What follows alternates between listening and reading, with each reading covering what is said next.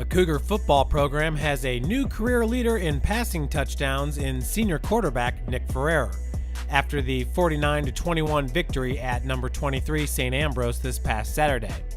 Number 1 ranked USF is 3-0 on the season, and Ferrer is starting to get the respect he deserves. Well, he broke the school record for touchdown passes in a career. He's National Player of the Week, finally. Deserved it before, but he finally got it. He's in a league of his own, and now we're starting to develop a young receiving core that's very athletic, and they got great speed, and I think we're just going to keep getting better and better.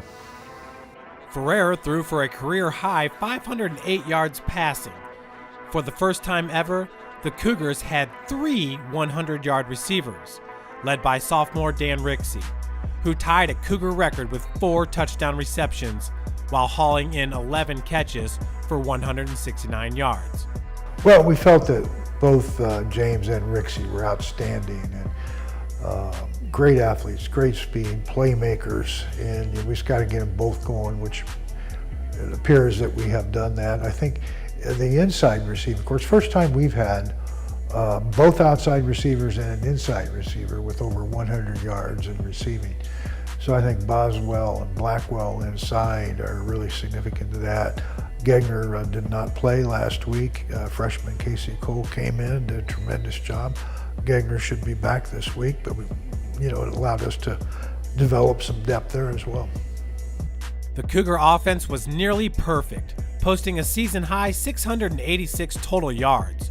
But towards the end of the second quarter, up 28-21 and driving, the Cougs fumbled, turning the ball over on the SAU 28-yard line. 2 plays later, the defense got the ball right back.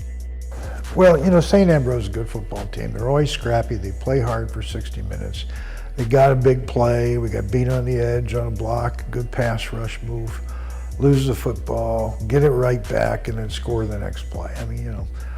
That's what you got to do if you're going to be an elite caliber. So we were able to do that. We ran the football effectively. Jay Green had over 160 yards.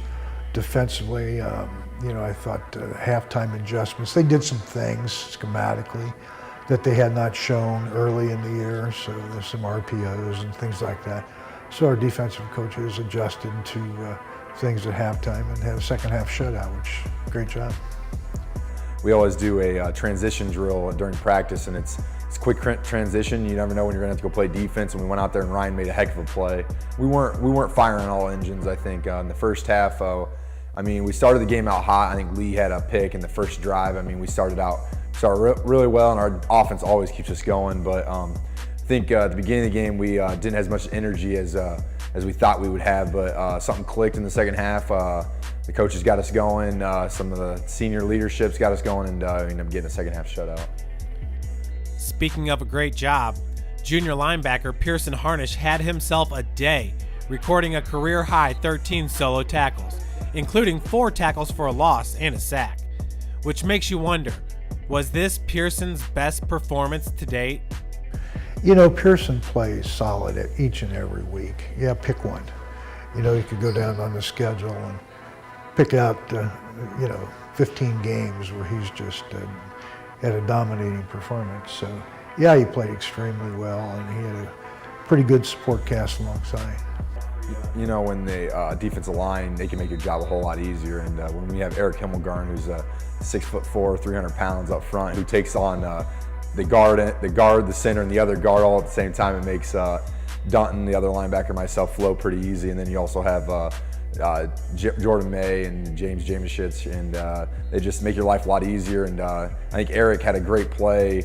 It was 2nd and 1. I think most of us thought it was 1st and 10. He ended up having a tackle, like a 6-yard tackle for loss, putting him in 3rd and 5, and we ended up getting off the field. And I think that was probably one of the biggest plays of the game, because it just Ambrose's wheels just fell off at that time, and we ended up, the offense just went down, scored right away, and that's when we went up 20-21. Nick followed that touchdown pass with one more to junior Nate Carson. 6 touchdown passes on the day, ties a USF record. 110 for his career, sets a USF record. And Nick's just 10 touchdown passes away from a Mid-States Football Association new record. Nick's the man. When you can go out in the field, and I think he's completing over 70% of his passes right now. He hasn't thrown an interception, and I think he's thrown, 15 touchdowns. I mean, he's just having a great season. I mean, he did it last year. I mean, he was deserving the National Player of the Year, but I mean, he didn't get it, but he got what was most important last year, the national championship ring. But when you get off the field as a defensive player and you feel more confident when your offense goes out there than when you're out there, it tells you something about how much confidence you have in a guy. And he leads that team well. They have a pretty new offensive line. Some of those guys haven't played for a lot of snaps, and he's got them going. I think he's only been sacked once or twice this year. I mean, that's a lot better than previous years, but he's getting rid of the ball. He's a senior out there. He's the leader, and he's getting the young wide receivers going. And we always mess around with Nick. I think he has negative rushing yards this year, but I mean, I think he's thrown for over 1,200 passing yards. So I mean, that's more than I threw in my high school career. So I think Nick has an unbelievable arm. I think he uses that to his best ability, and he's just a great athlete. And maybe one day we'll see him on Sundays. I look forward to seeing greater and better things for him this year, and it's just awesome when he goes out in the field and he can get your team 53.3 points a game. And it's awesome when Pearson's out in the field. He's already a 2-time All-MSFA first-team middle linebacker and a preseason All-American that ranks number 11 in the country with 6 tackles for a loss on the season, to go with his team-high 28 tackles and a 52-yard rushing touchdown off a fake punt. 3 games in, Harnish is putting together a special season of his own.